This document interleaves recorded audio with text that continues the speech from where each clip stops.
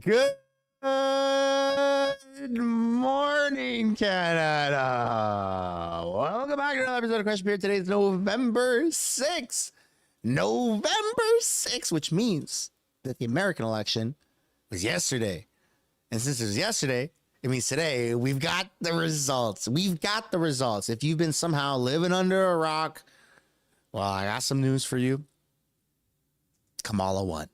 I'm just kidding. That's a bad joke. Take it back. Edit it out. No, let's redo that. Trump won. Insane victory. It's not April Fool's. Why did I say that? That shifted the mood right off the hop.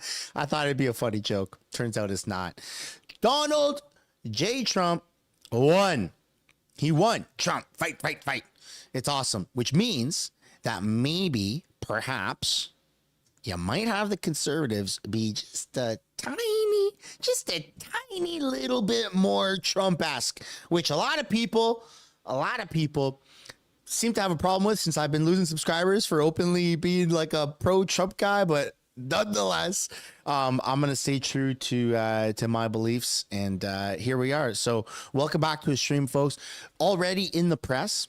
So I seen in the live chat before I went live, people were saying, how do you know that Trudeau had a meltdown and it hasn't even started yet?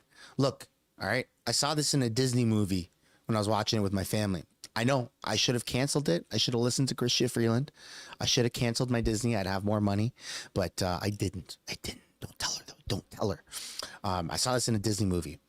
It's an educated wish. I forget what movie that's from. I don't know what movie it's from, but it's friggin' funny. It's an educated wish that that Trudeau and Canadian politicians are having a bit of a meltdown over the election results. And it turns out I was right. My educated wish was absolutely correct. Freeland has already addressed the press in multiple different ways, actually. And Justin Trudeau has already addressed the press, and it's not looking good. They are panicking. I mean, CNN had a meltdown. That's trending everywhere. That's insane. I hope you guys have seen those videos, but we're gonna stick to Canadian stuff here. So yeah, for those that are just tuning in, welcome back to the stream, everybody. A lot of people were waiting for this one. So before we get into it, I do want to encourage y'all, if you haven't yet already, smash the like button. Let's see if we can get hundreds, the most largest amount of likes on a stream. Let's see if we can make it happen. We got 4 more years of this. It's gonna be great. It's gonna be the best. Oh, I gotta work on that impression, but it ain't stopping, folks. I got 4 years of funny shenanigans happening. You know, the threat of World War III, and I took this to X immediately. The threat of World War III immediately went down. It's reduced. It's non-existent. Immediately. So this is phenomenal. It's great news. Man. The S&P 500 is skyrocketing up like 2.5%, 3%. Bitcoin is up. People are investing money. People are happy. People are crying. That's what I have in here. That's a weird thing to say. I don't actually mean I have people's tears in my coffee mug, but I like to use the saying that I'm powered by the tears of liberals. So welcome back to the stream, everybody. Make sure you're make sure you subscribe to this channel. Make sure you turn on post notifications, that little bell icon, so you don't miss these streams, because this is going to be great. It's going to be the biggest. It's going to be the best. I got 4 years. To work on that. All right. We need to build a wall, though. Canada needs to build a wall because Donald Trump has already said that he's going to be deporting 18 million people on January 21st, the day after he gets in. And I'm not suggesting by any means that he's deporting them to Canada. No, he's deporting them back to wherever they came from, which a lot of them are not from Canada, but surprisingly a good amount are from Canada. But a lot of people are going to be fleeing, and you can illegally enter Canada.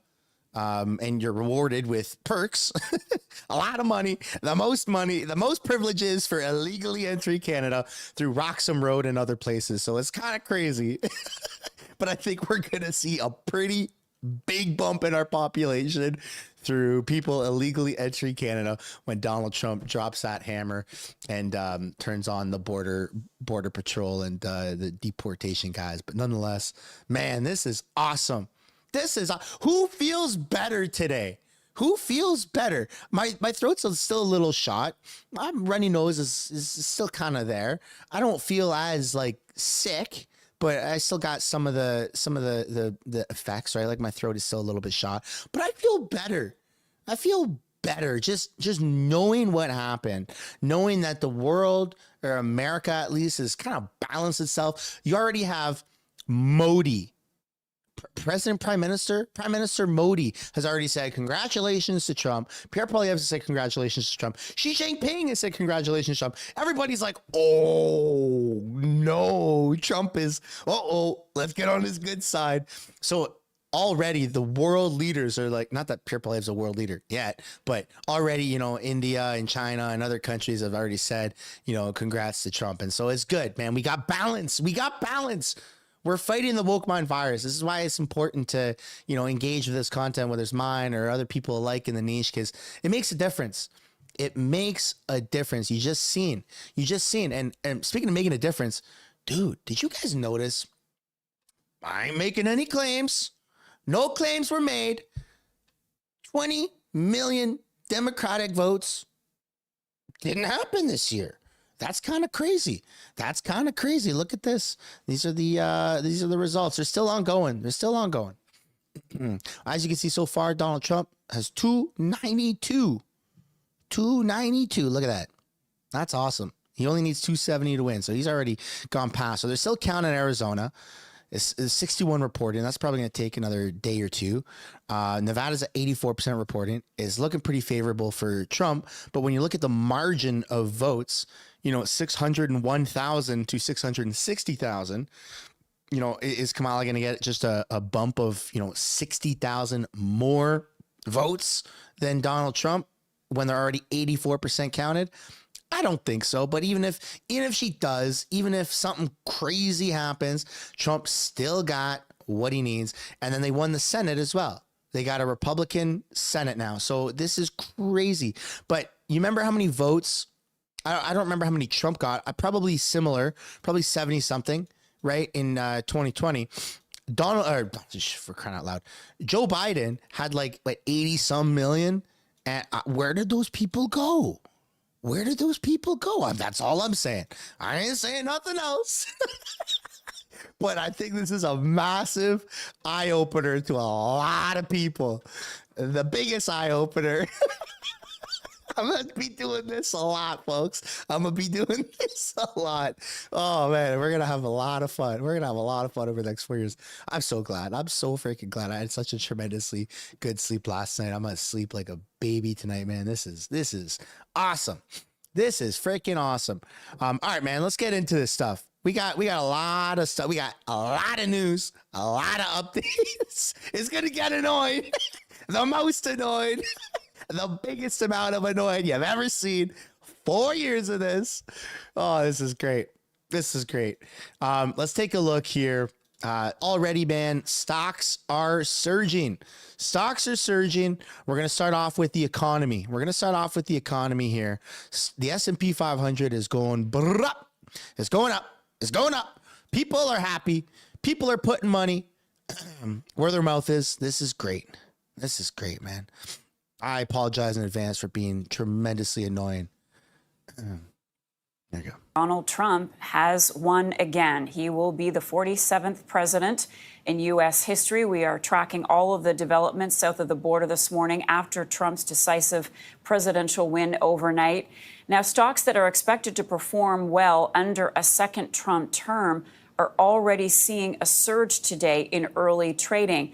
BNN Bloomberg's Paul Bagnall is joining us now with analysis. So, Paul, what are you seeing? Dude, friggin' Tesla is up like 12%. Bitcoin was up like 9% last night during the election. The S&P 500 is about to hit another all-time high at 6,000. Like, come on, man. Holy smokes, this is great. There is all kinds of reaction out there, Marcia. Good to see you from the news of last night. The futures markets in the United States, these are contracts that trade for investors. They provide a reflection, indication of where stock markets are likely to go at the open. And the open of regular market trading is only about 15 minutes away now. They are strongly higher, so we are almost certainly going to see U.S. stock markets as measured by the Dow Jones Industrial Average, the S&P 500, and the NASDAQ Composite Index surge higher by 2 to 3% at the open, I would expect. And one big reason for this is that Trump has promised to cut taxes. He has promised to cut regulation on big U.S. corporations. That's the kind of news that, or kind of expectations that stock markets tend to applaud and to move. What? Cutting taxes means people are going to be happy and they're going to want to invest their money to grow their money in the short, intermediate, and long run. Who would have thought? That sounds craziness, man. We should really vote that guy in. Move higher on. So that's happening. Some big moves, for instance, in the U.S. bank stocks like JP Morgan Chase, Goldman Sachs, Bank of America. These stocks are up in pre-market trading. We would expect this to carry through to regular market trading. They're up by about 7% apiece. Those are huge moves in large cap stocks. The price of Bitcoin has surged to a record high of about 74,000 US dollars per coin. Trump has made several statements through the campaign indicating a favorable disposition towards cryptocurrencies. And of course, one of his most prominent backers is Elon Musk, who's a big fan of crypto himself and even initiated a coin called Dogecoin, which I understand is also up. There is some negative reaction as well. And it's interesting. One thing that Donald Trump has promised to do is raise tariffs on almost all products imported into the United States. Now, that raises the prospect of other countries, including Canada, doing the same, raising tariffs on their imports of U.S. goods. And all of that raises the possibility of trade wars or an increased likelihood of trade disputes around the world. And that raises the possibility of slower global economic growth. And so we're seeing the price of copper come down today by about 5%. Copper is an interesting commodity. It often serves as a bellwether of what investors believe is in store for the global economy. And it's down about 5% today. Other stocks that are down, almost anything associated with green energy. Those stocks are down. Kamala Harris had plans to boost that sector to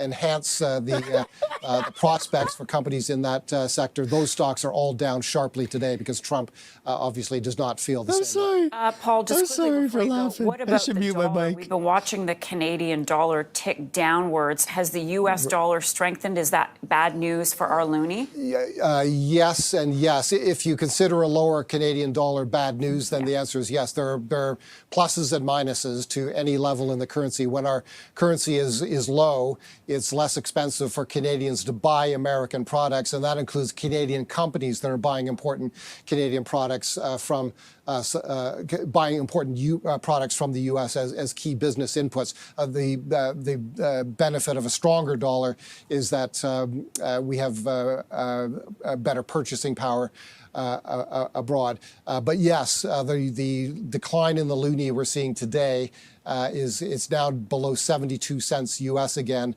That's its lowest level since May of 2020. That is a reflection of the increase in the value of the US dollar, which is also a Trump effect. Yeah, that's the Trump effect. Wow, who would have thought a strong leader makes the dollar go up? Wow. No, that's news to me, folks. Kind of crazy, man. I know. I've seen in the comments people are saying, "Show us Freeland, show us Freeland." I want to see them cry. All right, here we go, man. Here we go. I posted this on my extra channel. I've got this piece also coming out in my video on MSB later today. But here we go, man. This is awesome. I'm gonna read a couple super chats. I'm in a good mood today. I'm in a good mood. Travis Becker with the 279 say, "Make Canada great again. Pierre for PM immediately." Matt the electrician with the 279 saying, "The Teflon Dawn is back, baby." Heck yeah. Naxara with the 10 saying now we need an election in Canada. Get some PP and TP going on, boys. Dude, I hope that this gives Pierre the confidence. I'm not saying that he should be like a copy of Trump, but I think that Pierre should be a little bit more like pro Canada. And look, I get politicians got a game to play. I asked this last night to some friends. I said when I was doing a small little watch party with the ongoing elections, right?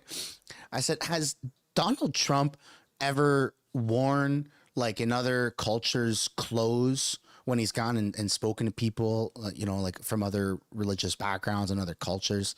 And I don't think he has. And that was the answer that was kind of floating around amongst some people I was talking to last night.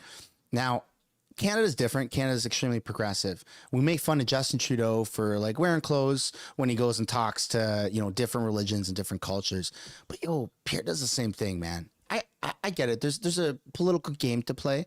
I get it, right? I've worn traditional Indian clothes when I went to a traditional Indian wedding, but when I was like in high school. Like it is what it is, right? When you're invited to certain events and stuff. But man, there's a thing about it. You know what I'm saying?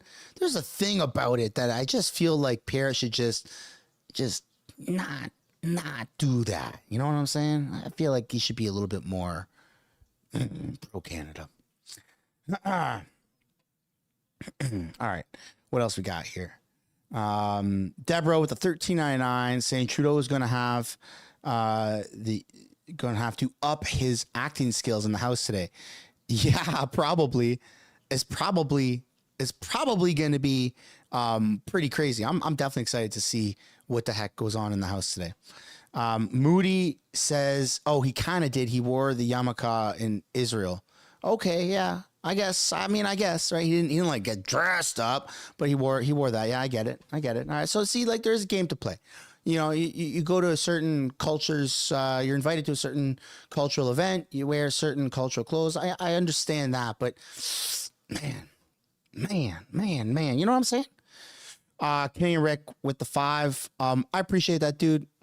We ain't gonna be talking about him. I appreciate it though. Anyways, let's go on with Freeland here. Take a look at this, man. She's not happy. I'll tell you that. She's already talking about anxiety. How Canadians are experiencing anxiety. The Prime Minister, Chrystia Freeland, is commenting on Donald Trump's victory. Let's listen. President Trump and his team on their historic victory. Canada looks forward.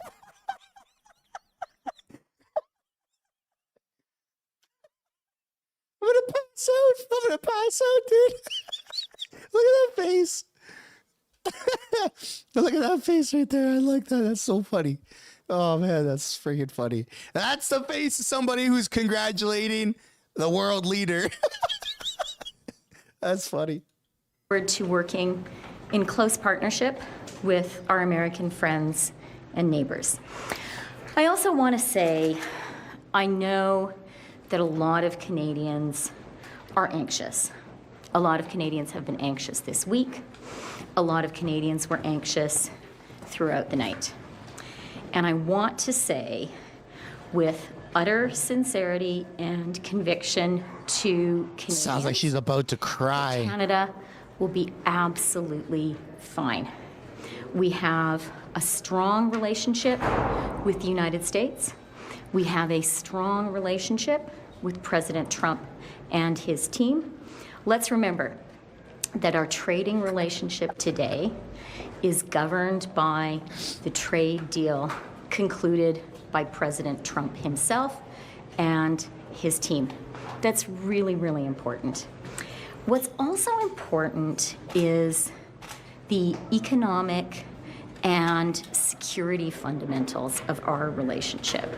The reality is the relationship between Canada and the United States works for both countries. Canada is the largest market for the United States, larger than China, Japan, and the UK combined. And what is really important about our economic partnership, and I believe this is at the core of what is important for President Trump and his team is that our partnership is good for American workers. Canadian workers have high labor standards, high environmental standards. Our partnership in no way undercuts American workers, and I know that that is at the heart of the concerns of President Trump and his team, because that is at the heart of our NAFTA deal, our new NAFTA deal that we concluded with them. And then the final thing that I'd like to say is I have really great confidence that at a moment like this, which is a moment of great change for the world, we have to be candid about that, I have real confidence that Canada is going to come together and face this moment as a united Team Canada. We've done it before every time we face a big national challenge, and I have already had so much outreach from business leaders, from provinces, from labor leaders across the country. We are going to work together, and I'm confident we will continue to be successful in not only defending the national interest, but ensuring that Canada thrives. Okay, excusez-moi, vous avez raison. She pulled a Maple Kamala. Excuse me, I'm talking. Excuse me, I'm talking. Dude, that's exactly what Kamala done. That's crazy. C'est important du 47th And then we got president Trudeau. of the U.S. Trump staged a spectacular and historic comeback after losing the White House to Joe Biden in 2020. And he spoke. Oh, we've got Trudeau up now. Let's listen. To grow our economies in ways that make us competitive around the world, to protect North America from the many, many challenges that exist around the world. The world is actually even more difficult and more complicated than it was 4 years ago. And I know that there's lots of work for us to do, and I'm looking forward to do it. On our side, we've been preparing for this. We're looking forward to doing this work. And we're going to make sure that this extraordinary friendship and alliance between Canada and the United States continues to be a real benefit to Canadians, but also to people around the world. What is the actual plan? Je veux tout d'abord féliciter. And there you go. And then he says it in French. Man, oh man. They're next. That's right. They're next. They're next. Update your resume. Update your resume, man. They don't have too much longer. So after that, you had Chrystia Freeland do a press conference. She had a press conference by herself this morning. Let's take a look here. Let's see some more tears, huh? which is the case. So hi, everyone. Good afternoon. By the way, if you're just tuning in now, I would like to encourage you guys in the name of free speech, in the name of freedom, in the name of liberals crying, smash that like button. Huh? Let's get some more liberal tears going. Smash that like button and just check to see if you're subscribed. YouTube does this thing where they unsubscribe people. Maybe I'm in your algorithm and you're not even subscribed. You might as well hit it. It's free. It's free to do. It's free. It's tax deductible for all I care. Let's go. Let me start by congratulating President and President-elect Trump and his team on a truly historic election victory. I and the Prime Minister and our colleagues are looking forward to working together with them. The Canada-U.S. partnership is absolutely fundamental to the economies of both of our countries. And we have really effective it's officially working together with a number of U.S. administrations. Damn video of myself started playing in the background. Specific team, and have really built some enduring relationships. I would even say friendships. So we're looking forward to continuing to work together for the prosperity and the security of people on both sides of our shared border.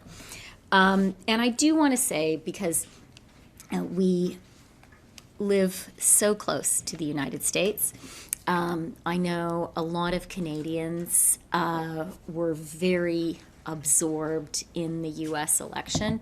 I know there are a lot of Canadians. Dude, it's not even about being absorbed in the election. It's the fact that our economy is literally tied to their economy. That, like, we have no choice. If America does great, Canada does good. If America, it exceeds expectations, Canada does great. If America suffers, Canada, oh yeah, whatever is below suffers. Whatever's worse than that is horrible. We're tied to them. We're absolutely tied to them. Who are feeling unsettled today. And I want to say to all Canadians that I am absolutely confident that Canada will be prosperous, that Canadians will be safe, and that our sovereignty, our sovereign identity will be secure as we work with this newly elected U.S. administration. Oh, come on, man. Our sovereign identity. Dude, these guys have ruined not only Canada's reputation, but Canada's identity. We're an international airport where 40 plus million Canadians are not consenting to. This is craziness. This is craziness. Like what they tried to do in America by flooding the gates and like flooding all of these swing states with all these immigrants, all of these people, illegals, right? And then they made a lot of these places where it was illegal. This is true. This was brought up by Trump, by Joe Rogan, by Elon Musk, that a lot of these swing places that were flooded with people, it was illegal to even ask for identification. Like, not that you didn't need identification to vote, which was the case in California, but it was actually illegal, if I'm not mistaken. I'm quoting directly Elon Musk, who's Doge now. He's the Dogecoin master. He's a Department of Government Efficiency. He's he is Doge.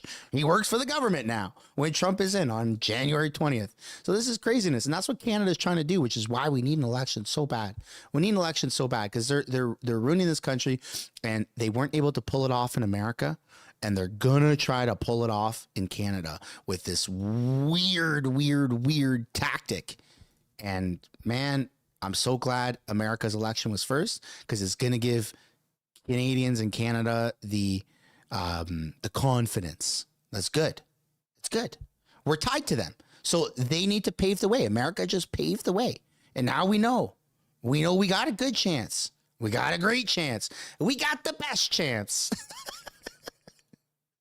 Alors, je voudrais commencer sans une garantie. Tremendously important, that a cornerstone, not just of our economy, but our society, is ensuring that young Canadians who want to own a home have access to that dream of home ownership, that the younger generation can buy a home if that's what they want to do, that owning your own home has been the center of prosperity for previous generations of Canadians, and also for a feeling of security and community.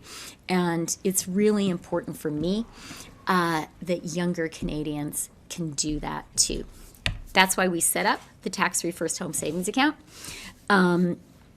It has been, as you guys know, you can contribute $40,000 towards the purchase of your first home. It is tax-free in, it is tax-free out. And I am really happy to announce that we have now hit a milestone of nearly 1 million tax-free first home savings accounts opened in Canada. It's a big deal. And to me, it's important because it means young Canadians are taking the necessary steps to buy a first home. But to me, it also speaks about confidence in their future and in their future.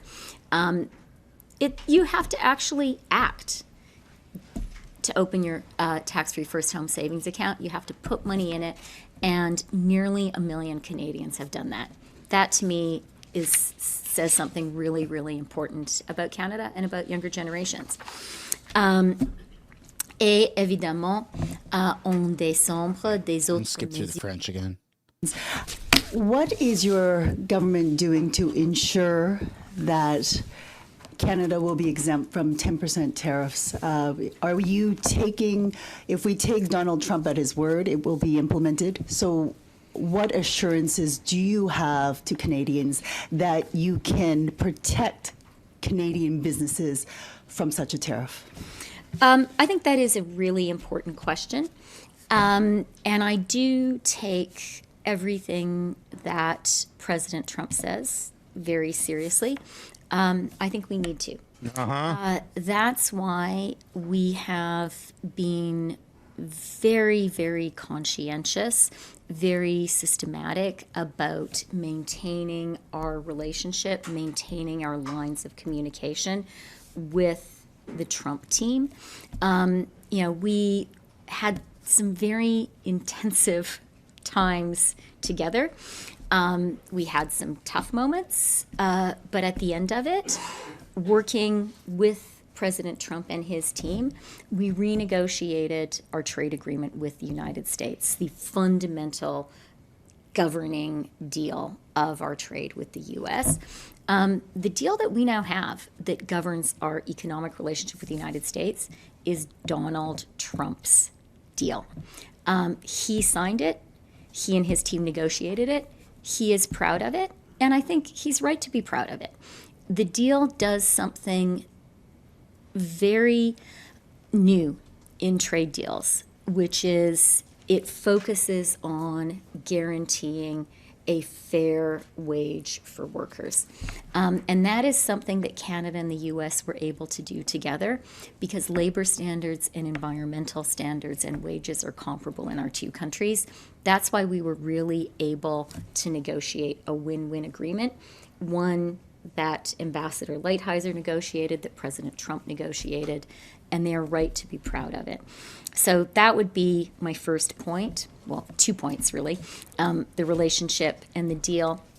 The final thing that I'll say, which I think is really important, is President-elect Trump and his team have been very clear about their concerns when it comes to China. Their concerns about Chinese overcapacity. Their concerns about the... I think we're concerned about Chinese overlords, man. Are you kidding me? Chinese interference is strong. You got some of them that are in parliament that are affected by this stuff. Like, come on, dude. Come on. That American workers are subject to when it comes to China because of the intentional policy of overcapacity, because it's just not a level playing field if American workers are competing with Chinese workers where the labor standards and environmental standards are entirely different. We share those concerns. And that's why it was very important for us to put in place last month a 100% tariff on Chinese EVs and a 25% tariff on Chinese steel and aluminum. That's man, I could just close my eyes and not listen to her ever again. That would be absolutely phenomenal. Sorry guys for torturing you with listening to her, but anyways, I'm gonna turn that off. We're gonna take a look at what's going on the House floor. Before we do, though, I want to tell you guys it's okay. It's okay. Canada's not having anxiety because of this. I mean, the woke radical left is, but this is great. This is phenomenal. In fact, this is the best thing that's ever happened to Canada in a really long time. All right. Let's take a look at these statements by members here, shall we? Let's get on with our day. There we go, folks.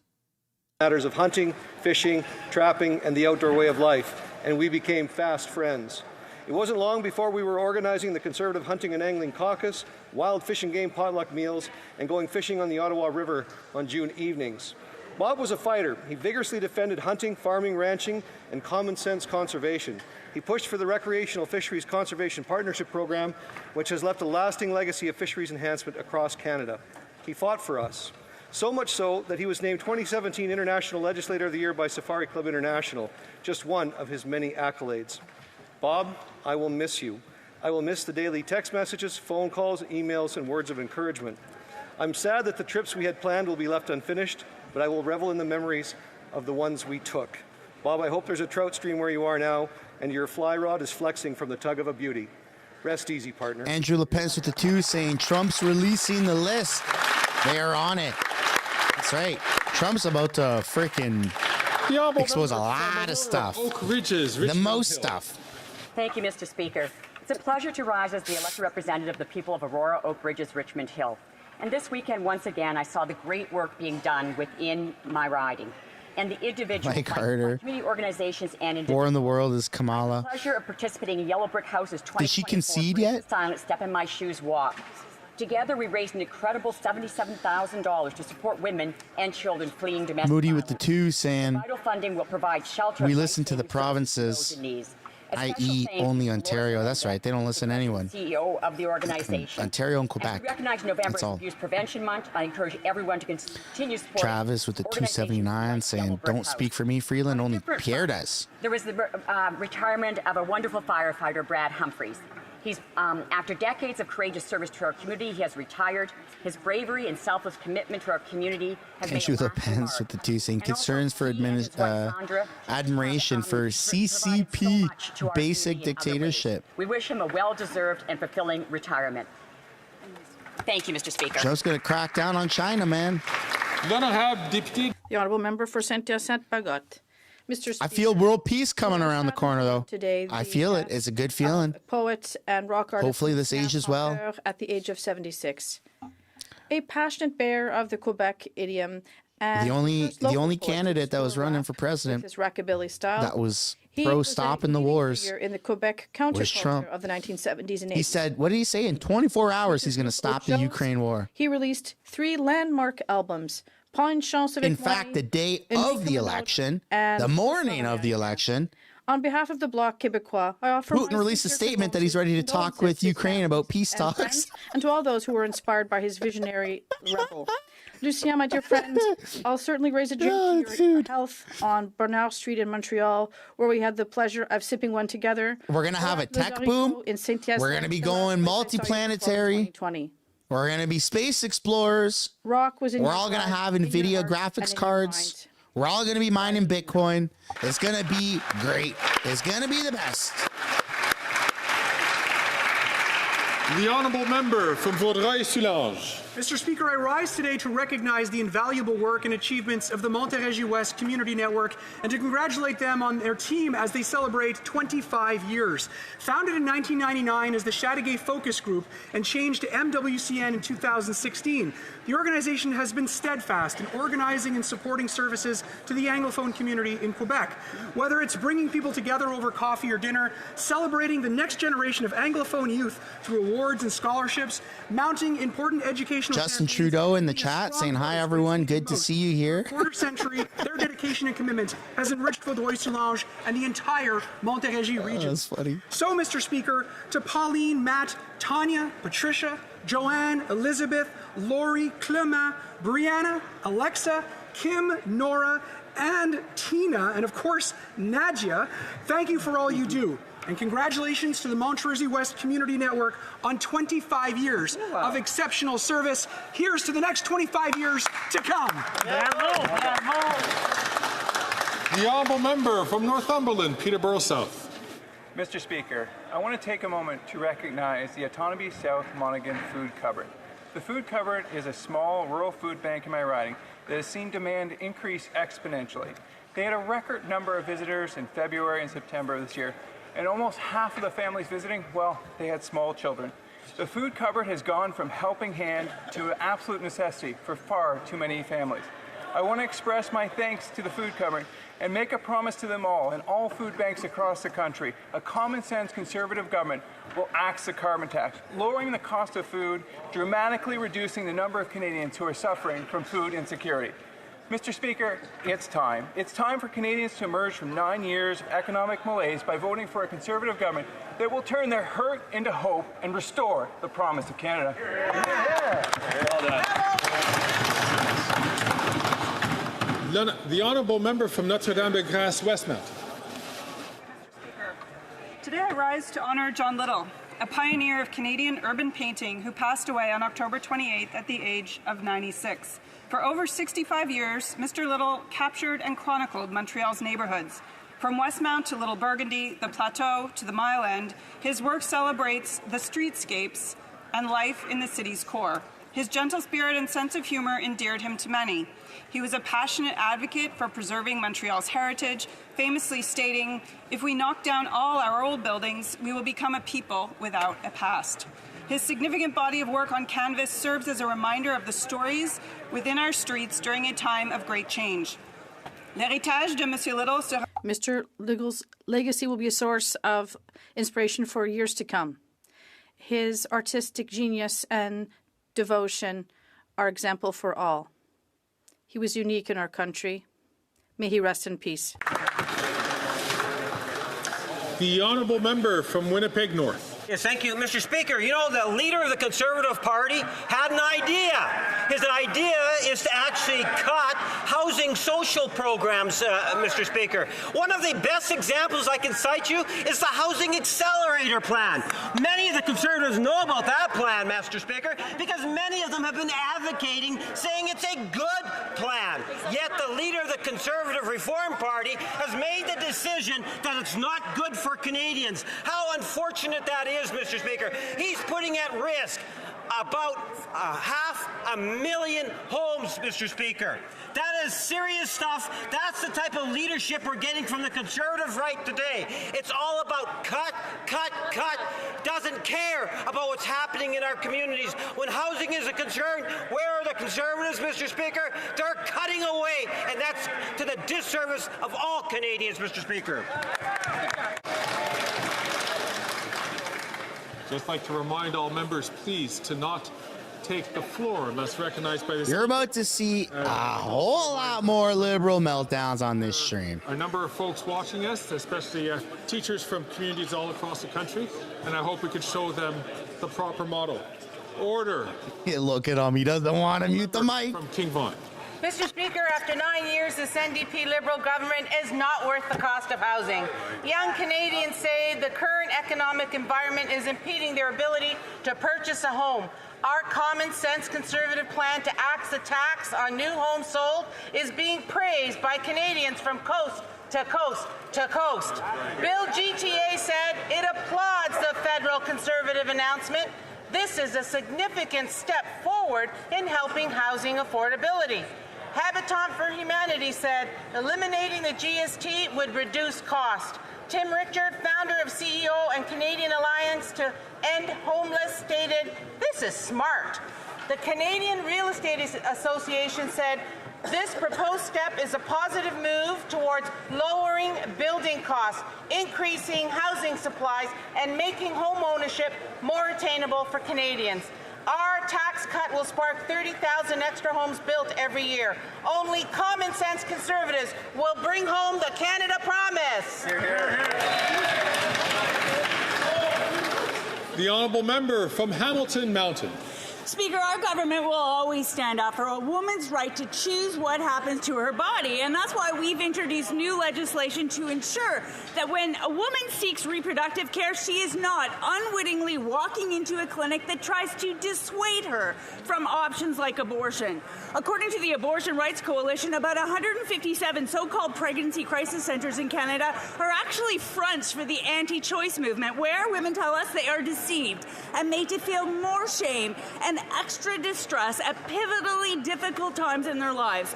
And more than 90% of these anti-choice centres have enjoyed status in Canada as registered charities. Now they must clearly and fulsomely explain to clients what services they offer, or they will lose their charitable status.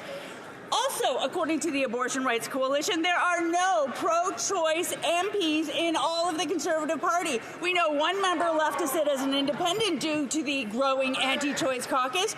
When will the Conservatives stop hiding their misogynistic agenda?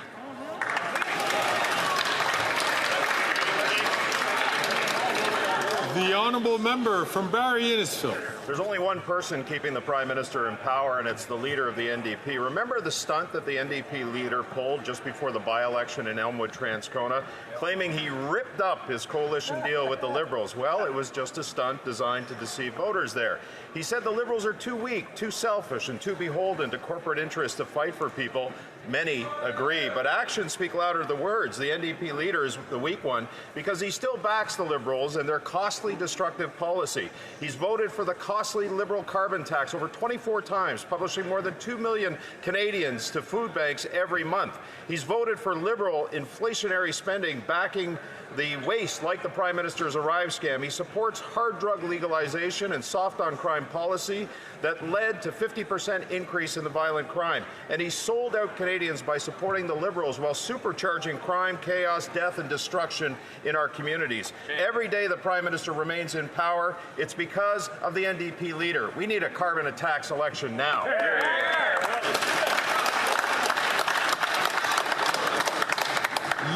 The Honourable Member for Louis Saint Laurent. Mr. Speaker, the Minister of the Environment and Climate Change has managed to win unanimous support. Both environmental groups and the energy industry have attacked his Liberal plan to cap Canadian energy production. He has won unanimous support for this bad decision, and it's his duty and obligation to demonstrate transparency in the Sustainable Development Technology Fund scandal, which is at the heart of the current paralysis in the House. The minister still holds assets and funds managed by Cycle Capital, the firm that is literally at the heart of the Liberal Green Slush Fund scandal. Cycle Capital, headed by a former Green Fund board member, has received over $10 million in public funds. We've been raising this issue for weeks in committee. And now, after relevant questions from the Journal de Montréal, the minister's office has refused to provide details of its holdings. Let's not forget, Mr. Speaker, that the Auditor General has concluded that over the past 5 years, this Green Slush Fund paid out $390 million while breaching ethics regulations. The minister must get to the bottom of this. The honourable member from Kings Hants. Speaker, I rise today to proudly recognize and celebrate the contribution of the Harvey family from Hants County, Nova Scotia, specifically 8 brothers who served Canada during World War II.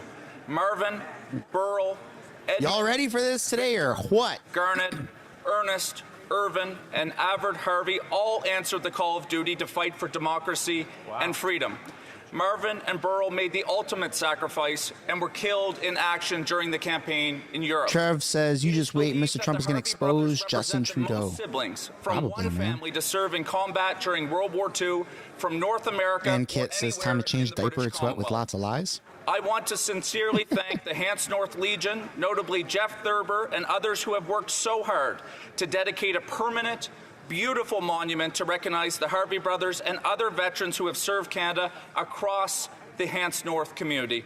The Harvey brothers represent the epitome of sacrifice to their family and to all those who have served and continue to serve with the Canadian Armed Forces. We as a country are forever grateful. Thank you, Mr. Speaker.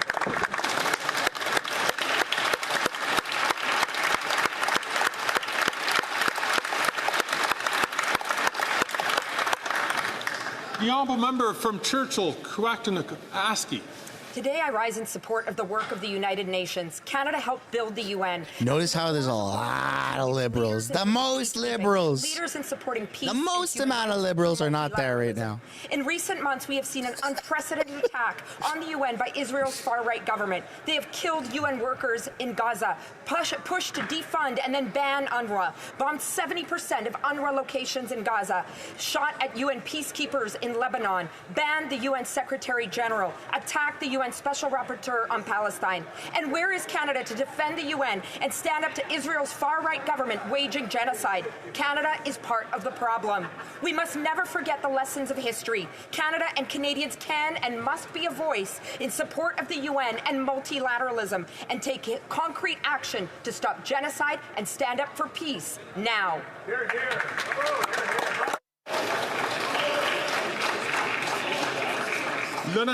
The honourable member for Jean-Pierre. Holy smokes. Member for Jonquière. We have been calling on the government since July 2023 to assume its responsibilities with regard to the PFAS contaminated water at the Bagotville base. Water treatment costs have skyrocketed, and the city of Saguenay will have to spend $70 million a year to provide La Baie residents with a source of drinking water until they find a permanent solution. We need to act quickly to prevent this expense. Guys, we got 35,000 views on the live stream already. Municipal taxes. We haven't even started question period. Infrastructure and not pay for drinking water. What the Unfortunately, heck? this costly conservative liberal coalition doesn't Make sure you seem to guys want to get. take If you its like Trump, responsibilities, and the liberals, if you are going like to drag Trump, their feet drop a like on the pass the buck onto stream. the next Huh? government, while the conservative MP for Make liking YouTube videos great again. He's so absent from the issue that the citizens of La Baie are thinking of putting his picture on the back of milk cartons to find him. There's hope. A Bloc Québécois member will soon be elected in Chicoutimi-Le-Fjord.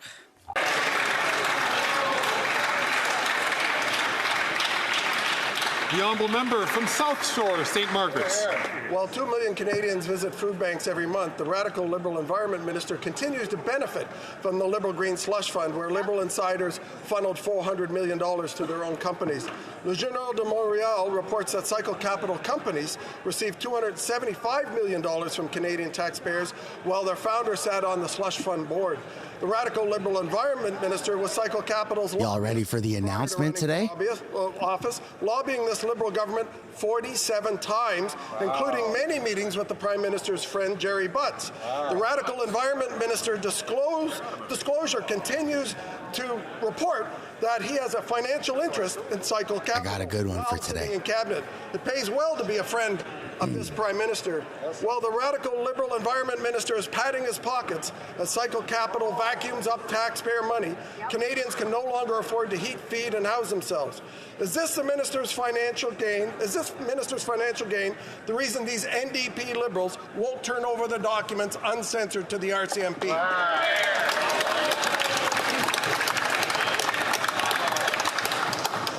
The honourable member for Sudbury. Mr. Speaker, last week, the Conservative leader announced his intention to cut housing The announcement projects across to. the country. Sorry, man. Sorry. He's proposing The irresponsible intro. cuts that The will have a intro. devastating The impact announcement of on question housing period. progress in Canada. Wrong word. And even his own MPs are hiding. What do you call behind that? him The to introduction? plead for funding for their own communities. Let's be clear about what's at stake here. The Conservatives' irresponsible housing cuts could jeopardize up to 750,000 homes over the next decade.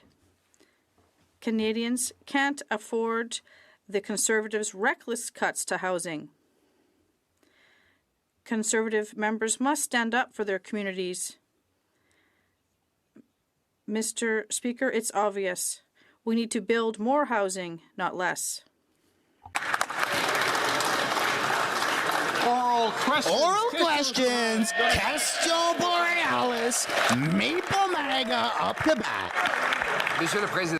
Mr. Speaker, after Prime Minister Harper managed to exempt Canada from the Buy American policies, this Prime Minister caved in and allowed Donald Trump to reimpose those tariffs. After Mr. Harper succeeded in putting an end to the softwood lumber tariffs, this Prime Minister caved in again to Donald Trump and saw those tariffs reimposed. Can Canadians have a leader that will defend jobs and bring our companies back home? The Right Honourable Prime Minister. Mr. Speaker, whatever from the Conservative leader. We defended supply management. We defended our Whatever, major loser. workers. We What is this, high defended school? NAFTA and improved it for people on both sides of the border. But the Conservative Party and this Conservative leader, they're the ones who lowered investment in defense spending to less than 1% of GDP, and that had consequences for border security. We're the ones who are going to stand up for Canadian security. The Honourable Leader of the Opposition. The New York Times reported a decade ago that Canada had the richest middle class in the world, and the median incomes for Canadians were higher than in the United States. Oh, how things have changed after 9 years of liberal taxes, red tape, and attacks on our energy sector. Americans make $32,000 more than Canadians, and now a newly elected American president wants to take our jobs for Americans. We understand why Donald Trump wants to take Canadian jobs, but why does this Prime Minister want to help him? The Right Honourable Prime Minister. Mr. Speaker, when we successfully renegotiated NAFTA and protected Canadian jobs, protected workers and aluminum workers, protected our supply managed sectors and agricultural workers, protected Canadians from one coast to coast to the coast, from coast to coast to coast, the leader of the Conservative Party at the time referred to our approach as dumb, Mr. Speaker. Successfully standing up for Canadians is not dumb. But you know what is dumb, Mr. Speaker? Refusing to get your security clearance. There he goes. Protect members of your caucus so you can protect Canadians. Get the briefing on national security. There's no need for the clearance. There never was. There won't ever will be. The Honourable Leader of the Opposition. Mr. Speaker, his approach was dumb. It was dumb to let the Americans reimpose Buy America rules that Harper had got lifted. It was dumb to let Trump impose softwood lumber tariffs that Biden has now doubled. But you know what is dumb, dumber, and dumbest of all? Imposing a 61-cent a liter carbon tax that will force our trucking companies, our factories, and our mines to head south of the border into the arms of President Trump. We know why he wants to create American jobs with the Canadian money, but why does this Prime Minister want to help him? Wow. Put some W's in the chat. Put some W's in the chat. The Right Honourable Prime Minister. Mr. Speaker, we stood up and protected Canadian jobs, Canadian industry, and Canadian trade.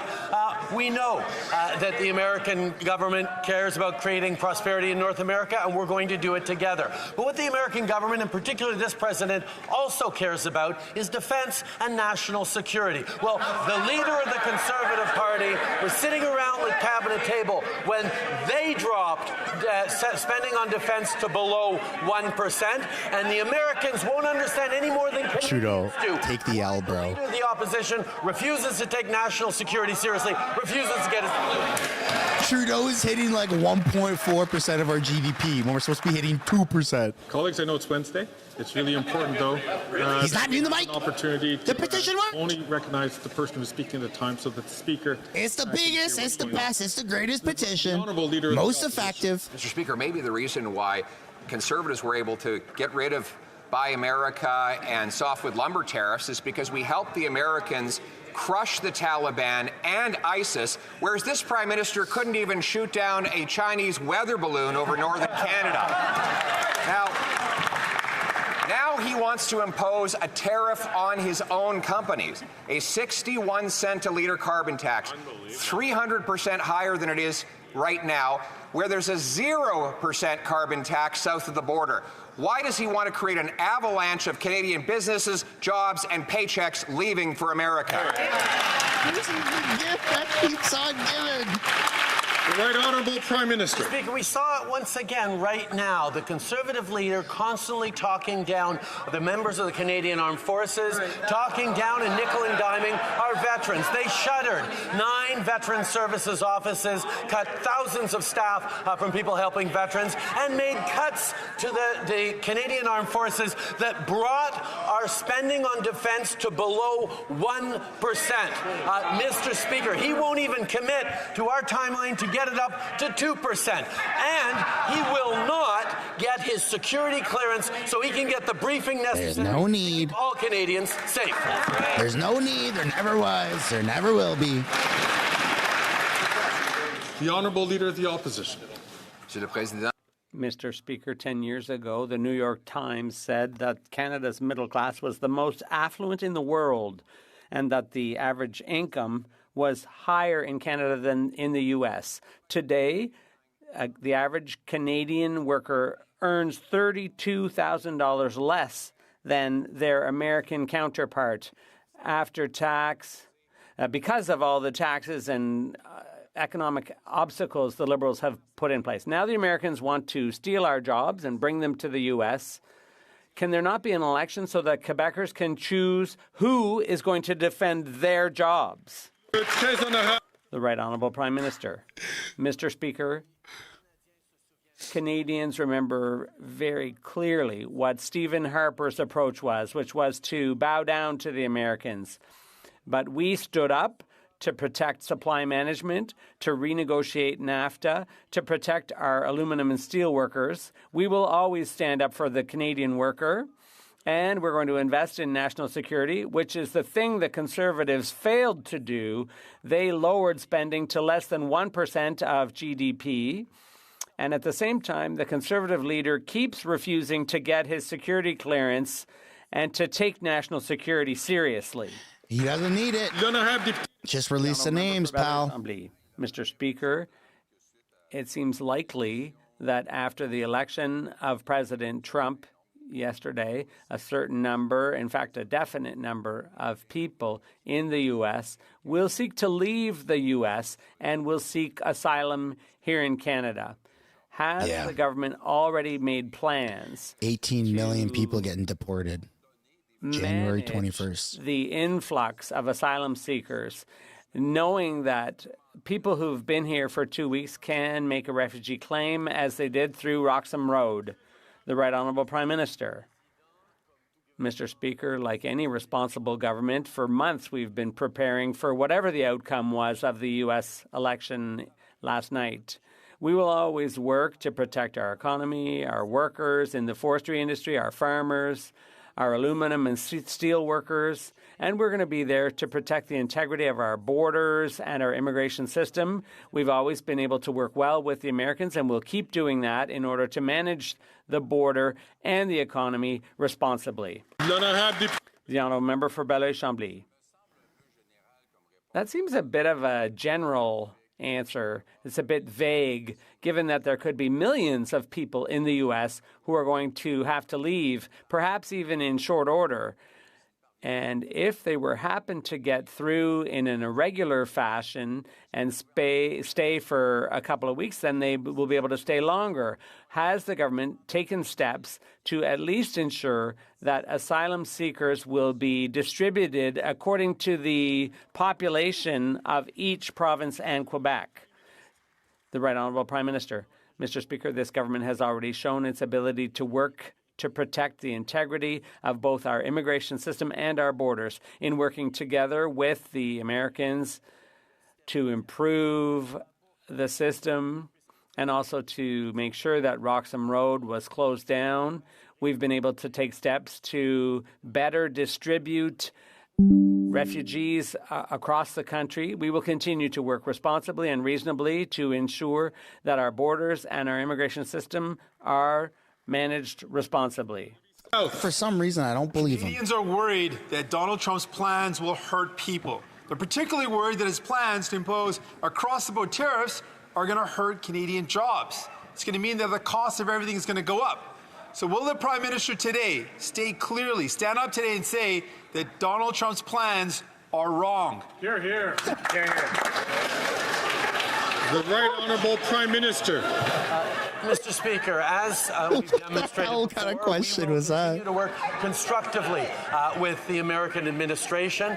We will continue to defend Canadian jobs and interests while we look to create growth and prosperity on both sides of the border. We stood up for Canadian agricultural workers, for Canadian steel and aluminum workers, for Canadians from coast to coast to coast, and we did it with a Team Canada approach that brought together labor union, businesses, premiers of all different provinces. We will continue to work together to stand up for Canadians and create prosperity for everyone in North America. That's right.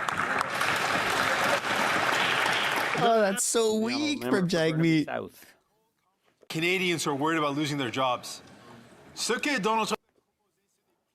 What Donald Trump is proposing to do threatens jobs in Canada. he's threatening to put tariffs on things that will increase the cost of living and also threaten jobs at a time when the cost of living is already too high. Is the Prime Minister ready today to stand up and clearly state that Donald Trump is wrong? The Right Honourable Prime Minister. Mr. Speaker, when Mr. Trump, during his first term as president, threatened to rip up NAFTA, we were able to work with him not just to defend workers and the Canadian economy, but also to improve the deal to create opportunities for everyone in North America. We will continue to work responsibly to defend the values, interests, and jobs of Canadians, while at the same time knowing that we can do this together to create more prosperity all across North America. The Honourable Leader of the Opposition. After Mr. Harper managed to get rid of the tariffs on softwood lumber, this Prime Minister caved in and allowed those tariffs to be reimposed, and now they've been doubled by Mr. Biden. President Trump is threatening to go even further. There are already hundreds of workers in the Saguenay who've lost their jobs because this Prime Minister caved in.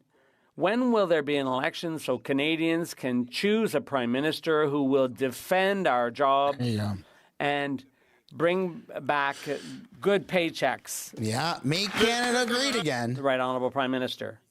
Mr. Speaker, a few years ago, when we were able to defend NAFTA and Canadian jobs and workers, we were able to work with Conservative premiers, with unions, with workers and industry associations all across the country as Team Canada in order to defend our interests and create growth all across North America. But you know who didn't get involved in that exercise was the Conservative leader who was sulking and said that we had to give in because it wasn't going to work. That's not what people want. People want a government that will stand up for them. The Right Honourable Leader of the Opposition. He also gave in on Buy America, that policy that was discriminatory against our construction, steel, and aluminum firms who could no longer sell their products for construction projects, government or public projects. And that was, we had an exemption for years under Harper, but then it was reimposed under Trump with this Prime Minister's agreement. He signed a so-called free trade deal, but that included Buy America as part of the deal. So can we have an election so that we can fight for our construction workers and other workers? I'm down for that, man. I think we're all waiting for the election. We will always work with the Americans to create prosperity while at the same time defending our workers here. But speaking of defense, Mr. Speaker, we will not be lectured by the member opposite. He was a member of Harper's cabinet, and the current Conservative leader was there when they decided to reduce investment in defense to below 1% of GDP, which the Americans absolutely did not want us to do. We're going to increase it to 2%, and they refuse to commit to that. He also refuses to get the security clearance he needs in order to deal with national security files. The Honourable Leader of the Opposition. At the time, our per capita GDP was equal to the American. In fact, Canadian workers were earning more than their American counterparts. But after 9 years of taxes and this government's economic obstacles, this radical liberal government's obstacles, we can see that Americans are now earning $34,000 more per person. And the GDP has increased by 18% per capita, while it's gone down in Canada. We know why Mr. Trump wants to create jobs in the U.S. Why does this Prime Minister want to help him do that? The Right Honourable Prime Minister. I know Donald Trump well enough to know that he would be very confused, as are Canadians, in trying to understand why the Leader of the Opposition in these won't get his security clearance with hostility abroad and so on. Why does he keep refusing to get the security clearance he needs in order to get top secret briefings so that he can protect his members and Canadians. The Conservative leader refuses to get security briefings. Donald Trump wouldn't understand that, and Canadians don't either. The Honourable Leader of the Opposition. What President Trump must not understand, must actually find kind of humorous, is that while he wants to take jobs from other countries and give them to Americans, he sees here in Canada a Prime Minister that wants to help him do it. Yeah. Let's review the track record. He brought in a massive tax on energy that he wants to quadruple, which will drive our trucking, manufacturing, factories, and other businesses abroad. He raised taxes on investment. He's blocked key energy projects, and he's shipped $500 billion down to the United States. Is the Prime Minister auditioning to be the Secretary of Job Creation in the United States? The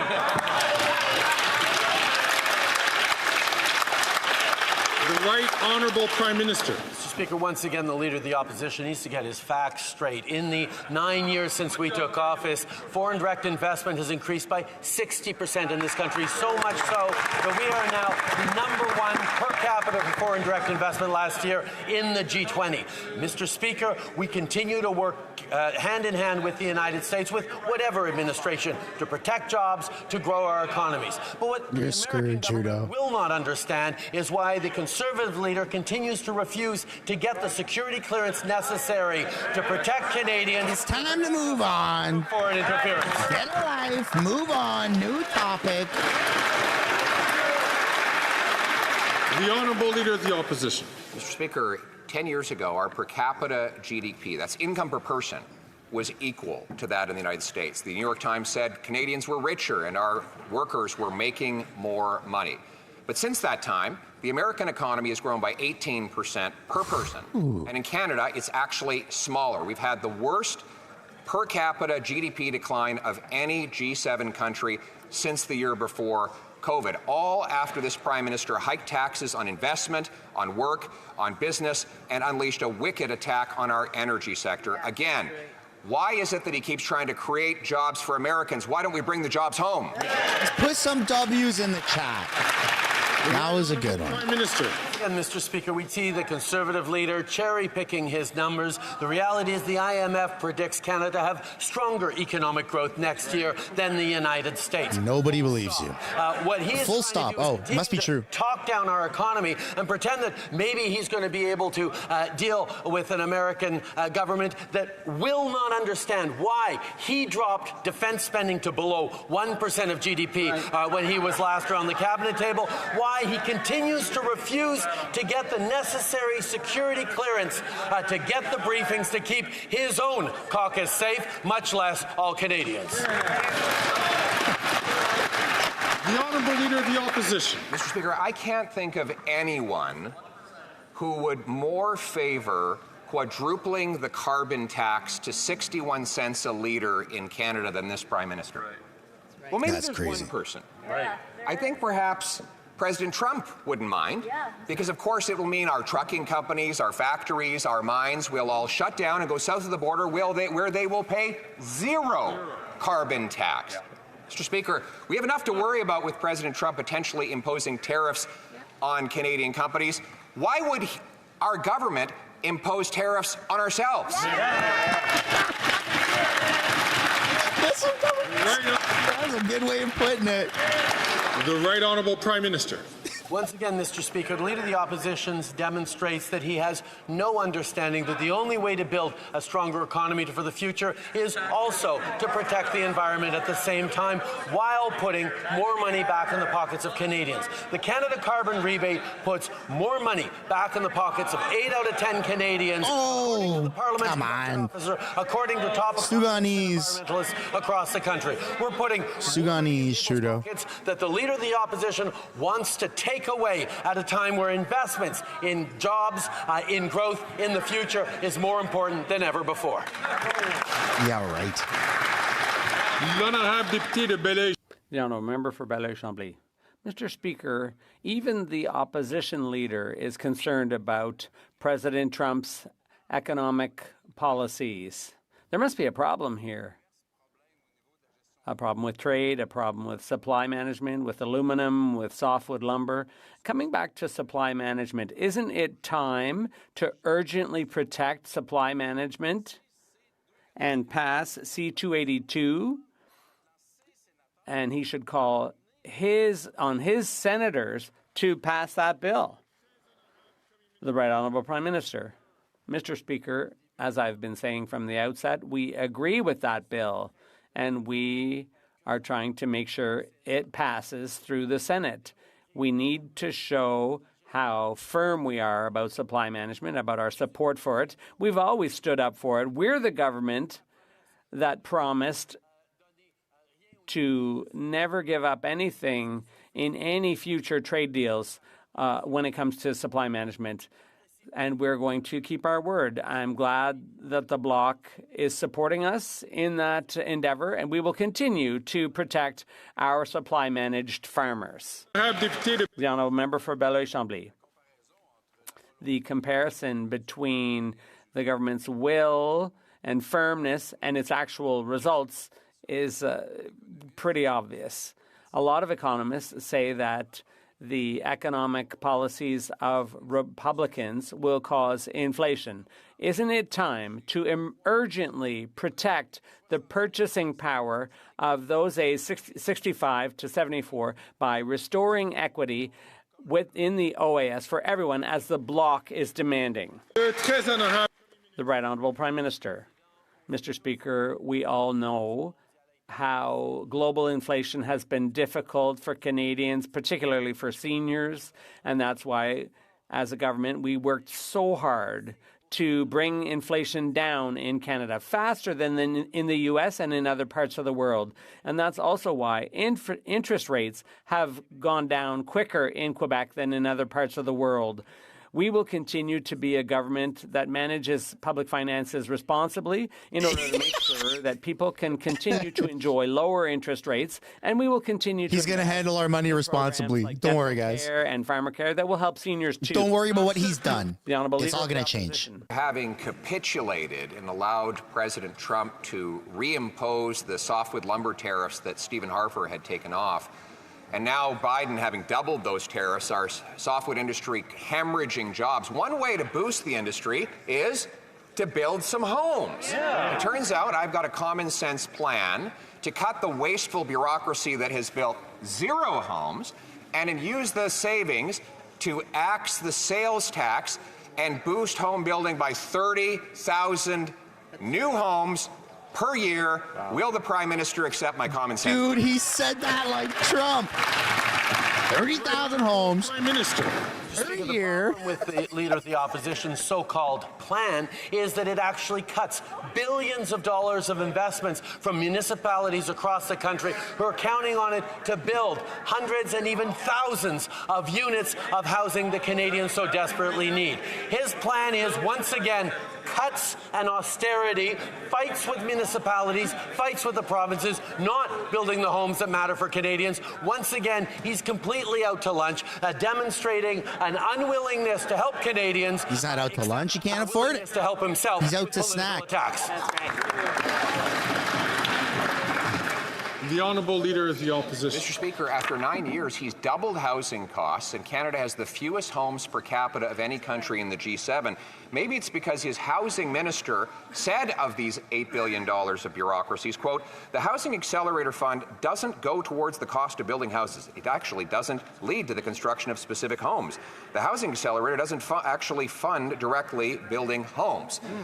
And it's built zero homes. Zero homes built with this bureaucracy. So why not follow my common sense plan to axe the sales tax and build the homes? The Right Honourable Prime Minister. Mr. Speaker, 18 Conservative caucus members stood up and asked for housing investments in their municipalities across the country from this Housing Accelerator Fund that he is promising to cut. And Mr. Speaker, I'm going to channel my old job as a school teacher. The Leader of the Opposition actually spent a lot of time and effort rooting out which 18 members had asked for this money for their municipalities for housing. If he spent half as much time rooting out foreign interference as he did rooting out people who are asking for more housing, we might be better off as a country.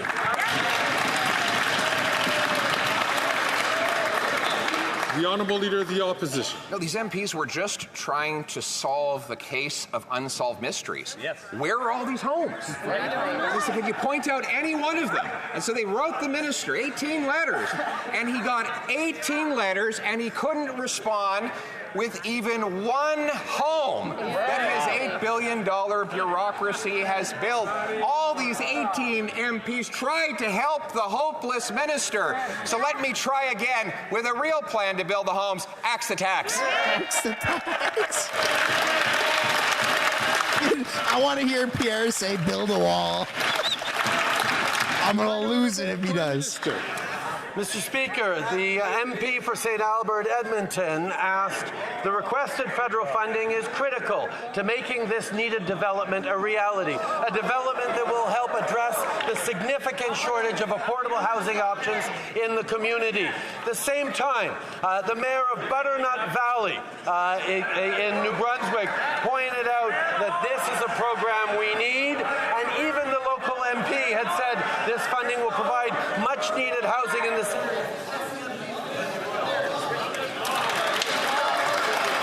right, let's go, Pierre. I don't like to interrupt the Prime Minister. He does have time left on his clock, but it was difficult for the chair to decipher what was being said. I'm going to ask the honourable member, I want him to repeat it. to take it for the last 15 To be honest, I didn't even really hear it, and I don't care. Hear what is happening or what the question is being answered. The Right Honourable Prime Minister. Mr. Speaker, the MP for Fundy Royal wrote, this half funding will provide much needed housing in this area. So much so that when the Leader of the Opposition announced he would cancel it, the Mayor of Butternut Valley in that riding, Alan Brown, responded very strongly that this money will help build homes. And why is the Conservative Leader blocking it?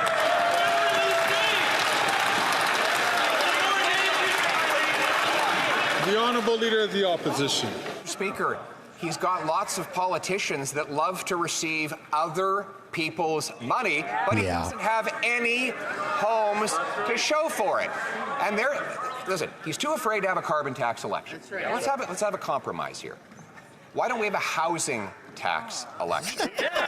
Here's how it would work. The MDP Liberals will campaign on giving the billions more to bureaucracies, and we'll campaign on a plan to axe the tax and build the homes. What do you say? Housing tax? No. I mean, it doesn't matter what he calls it. Election is an election. Could be a maple syrup election. It's still an election for the same thing. But that's funny. Order. He's not using the mic. Order. He's not using the mic. Look at that. He knows I'm going to write another strong-worded petition. Order. The Right Honourable Prime Minister. Mr. Speaker, the only so-called plan the Leader of the Opposition put forward is a plan for cuts on austerity, a plan to cut billions of dollars of investments that are needed by municipalities to unlock the building of thousands of homes. Why doesn't he want to see thousands of homes built across the country? Because he'd rather instrumentalize for his own political gain the sufferings and the challenges facing by Canadians rather than to solve the challenges. Just like he refuses to solve the challenge of foreign interference in his own caucus by refusing to get the necessary security briefings and security clearance that'll keep his caucus and Canadians safe. Look at the lack of enthusiasm by the Liberals. You're losing your caucus. You're losing your caucus. The Honourable Member from Burnaby That's what South. someone just echoed. The Liberals continue to break their promise to eliminate the marriage after 60 pension clause. They label women as gold diggers and push veterans and their families into poverty. This government announced $150 million for veterans 5 years ago, but hasn't spent a single penny. Veterans and their families are owed a good life. Will the Prime Minister eliminate this sexist, archaic pension clause, Or does he still believe veterans are asking for too much? The Right Honourable Prime Minister. Mr. Speaker, we've invested over $11 billion in supports for veterans over the past years after the Conservative Bro, didn't you give like an actual terrorist like $10 million or something? Shuttering 9 veteran service centers, firing thousands of people working to directly support veterans. We've been there for our veterans. We will continue to invest in supports for them. We will continue to protect them from the Conservative cuts. We will be there to honor and recognize their service, not just this week on Veterans Week, but every single week throughout the year. A lot of veterans do not like Justin Trudeau. The Honourable Member from Nunavut. More and more Indigenous people are still dying at the hands of law enforcement. Despite urgent calls to save lives, the Liberals have done nothing. I grieve with the Inuit family in Sudluit, Nunavik, after their son Joshua was killed. We need justice for twins Joshua and Garnet Papigatuk. We need more de-escalation tactics and Indigenous-led crisis response teams. When will this government listen to the urgent demands from Indigenous peoples so they can live in safe communities? The Right Honourable Prime Minister. Kuyanamik, for my colleague's question, we know how difficult situations in 9 years, Indigenous communities. and there's still Indigenous communities that don't have clean drinking water because of you. We've tripled investments into Indigenous communities since 2015, with $32 billion in investments expected in 2024, 2025 alone. We know there is much more to do, including even stronger partnerships on Indigenous policing, on community security, community safety, on housing, on supports for young people. There is much more to do. We will continue to work hand in hand, work with local governments and Indigenous governments to get it done. Yeah, even Indigenous fans don't like you, buddy. Mr. Speaker, last year we signed an historic agreement with Quebec in order to mobilize joint investments of $1.8 billion in affordable housing. As part of the Housing Accelerator Fund, and last week, the Conservative leader announced his intent to cut this fund and to tear up our agreement with Quebec, jeopardizing all the housing projects. The Right Honourable Prime Minister. I'd like to thank my colleague from Malcorel-Fortin. The Conservatives' plan is to cancel housing projects across the country. In Quebec, its solution is to tear up the agreement we signed with that province to the tune of $900 million for affordable housing projects. We're talking about some 8,000 of those projects. Even the Minister of Finance Quebec thinks that this Conservative leader is costly and inefficient. So we can't count on, Quebecers cannot count on the Conservative leader because all he will do is cut. The Honourable Leader of the Opposition. The Prime Minister capitulated and allowed Trump to reimpose tariffs. And there are 3 sawmills in Saguenay that had to shut down. One way of stimulating the demand for Canadian lumber is by building homes. But the Prime Minister is fighting to build bureaucracy. And so they're not building houses at all. I propose the idea of removing the GST on new homes, which would allow for the building of 30,000 some homes. Would he call an election to make sure that the GST can be removed from new homes? The Right Honourable Prime Minister. Mr. Speaker, Quebecers see very clearly what this Conservative Party is trying to do. It is trying to cut everywhere and ensure an austerity plan. The Conservative leader would cut $900 million of joint investments with Quebec to create some 8,000 affordable homes. That is what he wants to do. He just wants cuts for Quebecers. He is throwing an agreement into the garbage. He's petty politicking, and that's not what Quebecers need. They need investments and they need homes, and that's what he wants to cut. Before Continuing with the Leader of the Opposition, I would just like to remind all members, and I've seen this on both sides, please do not rise too much before the Speaker recognizes you because it distracts me somewhat. The Honourable Leader of the Opposition. It would be bad enough for the Prime Minister to want to give our energy jobs to the Americans who've doubled their production over the last couple of decades, but he wants to actually give it over to the Venezuelan, Iranian, and Russian dictatorships by cutting Canadian energy production by 35%. Mr. Speaker, the Americans reduced their emissions by more than, while ours went up, by increasing natural gas production and using it to replace dirty coal. We could do exactly the same. Why won't he follow a common sense plan to produce more clean, green Canadian energy rather than giving our jobs to dirty dictators? I'd say that there's a W in the chat. Performance was designed to distract from is the fact that under the Conservative government of Mr. Harper and that current leader, they couldn't get anything built. We built the Trans Mountain Pipeline extension.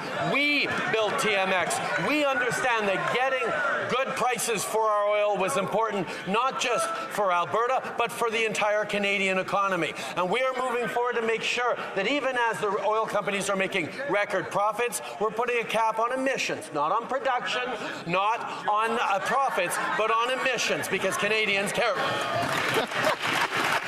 That's going to cut 120,000 jobs, bro. Member from Lakelands, please not take the floor. And Trudeau's being sued over that. By the chair. The Honourable Leader of the Opposition. Common sense Conservatives approved and saw the completion of 4 pipelines with no tax dollars to subsidize them. And we believe businesses should make money rather than take money. By contrast, this Prime Minister has pushed $100 billion of energy investment out of Canada, most of it into the United States. And once again, I can imagine that the champagne will be popping over at the Trump Tower when they find out how much more Canadian money this Prime Minister wants to send south. Why does he want to kill Canadian jobs? Why don't we bring home production and paychecks for our people? There you go, man. We need a guy who's pro-Canada. The Right Honourable Prime Minister. The Leader of the Opposition just admitted that he wouldn't have put a penny into TMX. He wouldn't have made it happen. This is something that matters to Alberta. It matters to the oil workers there. Oh, yeah. House Speaker ain't happy with that one. Order. Order. The Right Honourable Prime Minister from the top, please. Mr. Speaker, the Conservative leader just admitted he would not have invested in TMX. He would not have gotten it built. But, Mr. Speaker, on this side of the aisle, we will stand up for Alberta. We will stand up for oil and gas workers. No, you're not, bro. You're cutting almost 250,000 jobs. For our oil and gas. You're getting sued over it. Look, Conservatives ain't happy. Conservatives are not happy with that. Sorry for talking over, but Trudeau's just spewing absolute nonsense, saying he stands with Alberta. No, he does not. Alberta's suing Justin Trudeau. The Honourable Member from Lakelands, please. The Honourable Prime Minister, 25 seconds left, please. Mr. Speaker, once again, we see that the Conservative leader will not stand up for workers across the country. He won't stand up for Albertan oil workers. We got the TMX pipeline built because we know that getting a better price for our oil by being able to ship it across the Pacific is a way of creating jobs and prosperity that allow us to build strong jobs and economy for the future. The Conservative leader does not understand that we need to invest in workers to build a stronger future, not offer them cuts. That's right. Bro, you're cutting 120,000 jobs minimum. That was hilarious. The Honourable Leader of the Opposition. Mr. Speaker, when we were in government, we didn't have to offer $30 billion bailouts for pipelines because they made money. Yeah, dude. How business works. All Conservatives are getting up and clapping. He wants to create a bailout economy. And let's clarify how this works. $30 billion. $7 billion of which went to a Texas oil company, which took our tax dollars down to Texas to build American pipelines. Mr. Speaker, all our X's are in Texas. Why don't we bring home those jobs for Canada?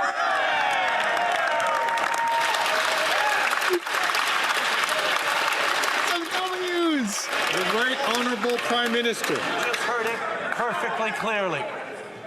We got Pierre singing that song before we got GTA 6. Are you kidding me?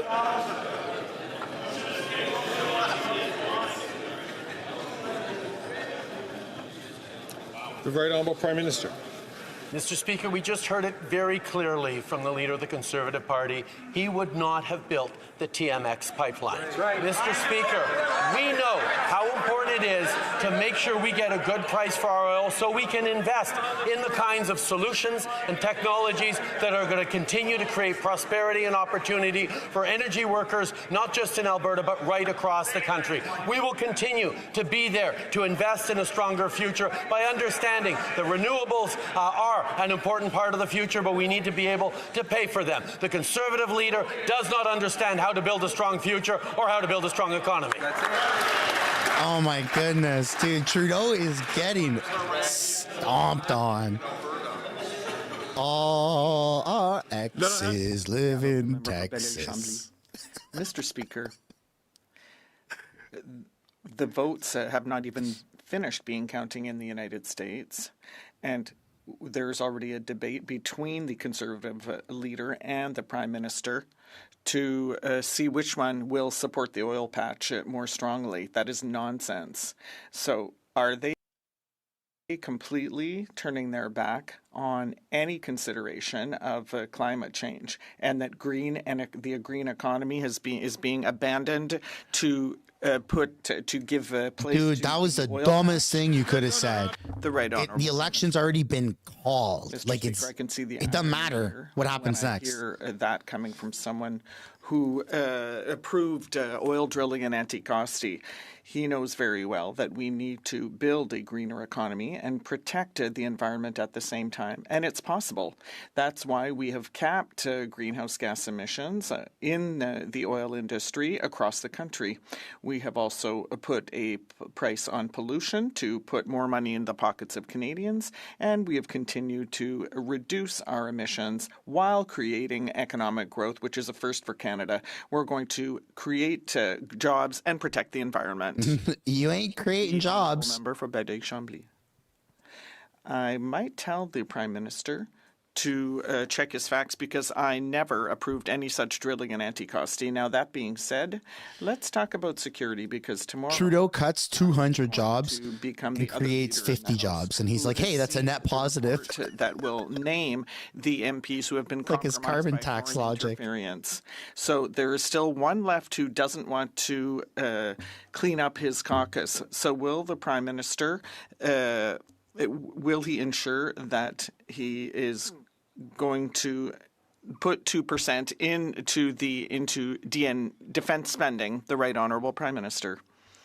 It is clear that I don't always agree with the leader of the Bloc Québécois, but I must recognize and thank him for having gotten his security clearance so he can get his security briefings like all other party leaders except for the Conservative leader, who does have a responsibility to protect our democracy. The Conservative leader, for unexplainable reasons, I don't know what he has to hide, he refuses to get his security clearance. He refuses to get secret security briefings that would allow him to protect his party and thus democracy. We don't know why, but he refuses to take this seriously, Mr. Speaker. Give me a break. The Honourable Leader of the Opposition. Given that we've just seen an American election, I think I can quote another American president who could aptly describe the Prime Minister's economic policy. If it moves, tax it. If it keeps moving, regulate it. If it stops moving, subsidize it. Instead of doing none of the above, which would allow our entrepreneurs to actually build things on their own without sticking taxpayers with the bill. He wants to know our common sense plan. We will repeal the unconstitutional C-69. We will scrap the cap. We will axe the tax. Why won't he call a carbon tax election so that we can bring home these jobs?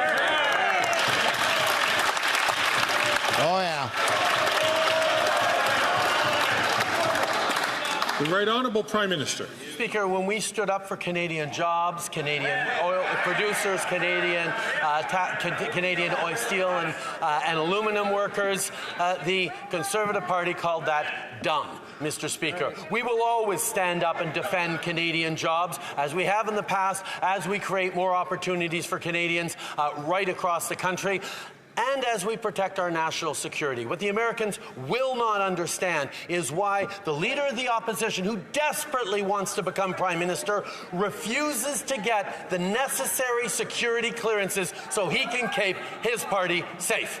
The Honourable Leader of the Opposition. Mr. Speaker, I've already explained how $500 billion of our dollars have left the country since this Prime Minister took office. Canadian investment dollars paying American workers while our people can't afford food and homes. But don't take my word on how uninvestable the country has become. Take the word of carbon tax Carney. Right. The Prime Minister's lead economic advisor has just moved his $100 billion company to New York City. If the Prime Minister's own economic advisor doesn't have faith in his economic plan, then why should anyone else? But our economy is doing better than ever, right? Prime Minister. Mr. Speaker, what the Leader of the Conservative Party hasn't explained is why he's treating national security like a dodgeball game. He ducks allegations of foreign interference in his own caucus. He dives away from dies as he turns a blind eye towards investments in our communities by foreign interferers, and he dodges the tools necessary to keep his party safe. Why won't he get the briefing, get the clearance, protect Canadians? The Honourable Leader of the Opposition. Mr. Speaker, the Prime Minister likes to spread crackpot conspiracy theories instead of defending his economic record. But why wouldn't he? When you've doubled housing costs, you distract. When you've doubled food bank use, you divide. When you've doubled gun crime, you use fear to turn people's attention away. And when you've doubled the national debt to a point that even your top economic advisor is fleeing the economic carnage you have created, you do anything possible to change the subject. If he can't defend his economic record, why not have a carbon tax election so that I can take it? No, not a carbon tax election, a housing tax election. The Right Honourable Prime Minister. Can't even defend the members of his own caucus because he refuses to get the necessary security. You can't even get the support from your own caucus. Crackpot conspiracy theories. It's not a crackpot conspiracy theory when his own members of the National Security and Intelligence Committee of Parliamentarians signed a report that was released publicly that talks about the fact that the Indian government interfered in the past Conservative leadership campaigns. Or is that perhaps why he refuses to get the security clearance necessary, because he doesn't think he'd pass the security clearance because of Indian interference in his own...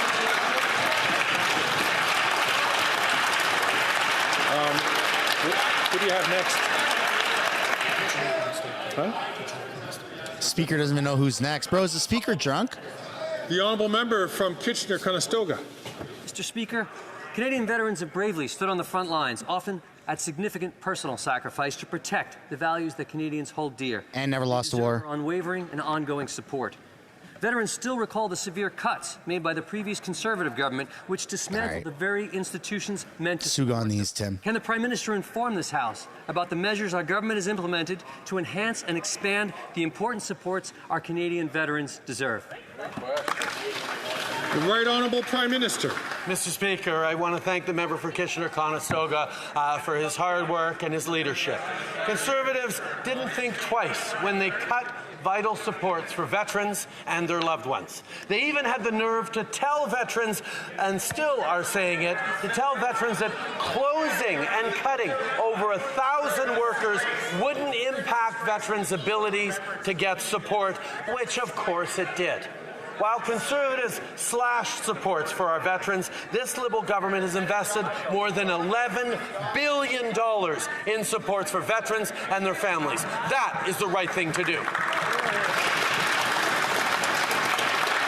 L'honorable chef de The Honourable Leader of the Opposition. The cost, crime, or corruption. We know that Parliament has been paralyzed for weeks now because he refuses to hand over evidence to the police in the $400 million Liberal slush fund scandal. Now we find out what he might be hiding. It turns out that his radical environment minister has a stake in one of the companies that got 10 million of those dollars. This is a scam. And by the way, the official that handed over the money had interest in the very same company. Is the Prime Minister covering this up because he's worried about the questions the police might have for his minister? The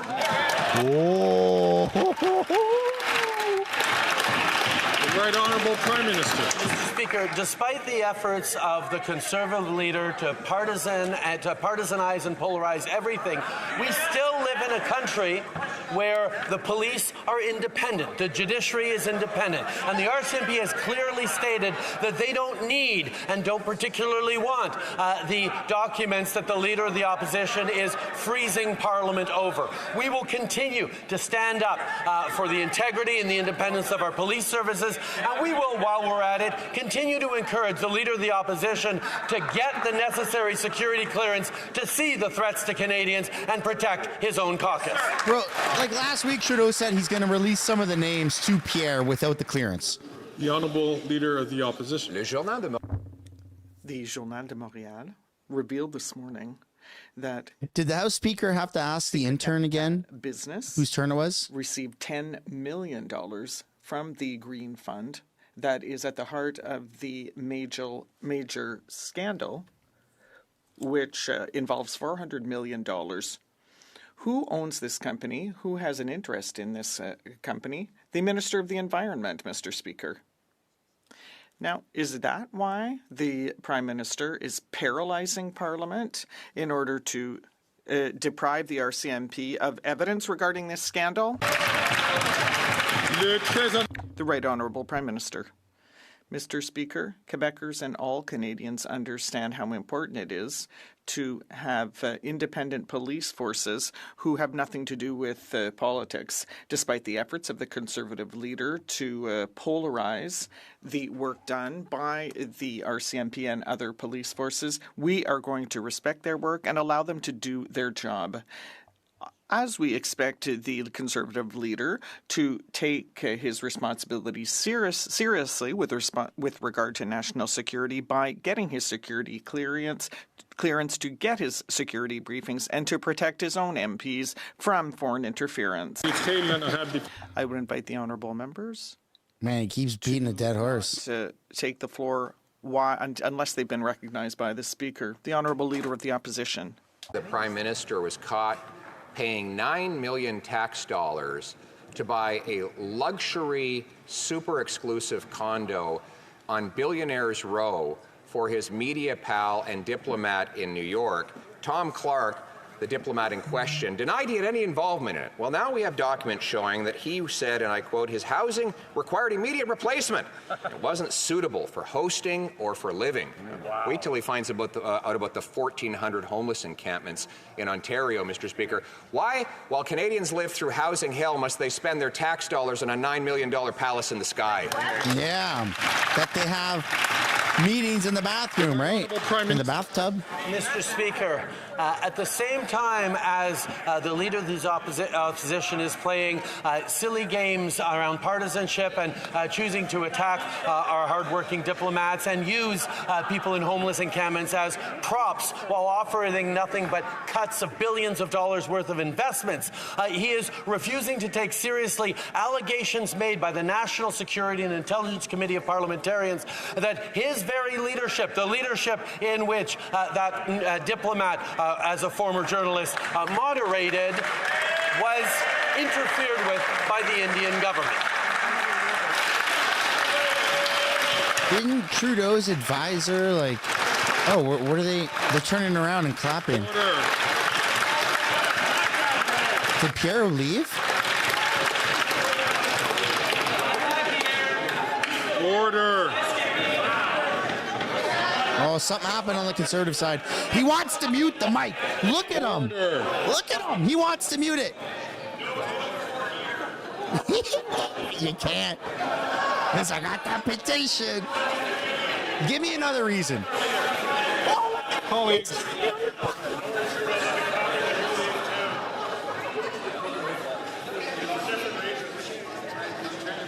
Guys, I think we changed Canadian politics. Oh my goodness.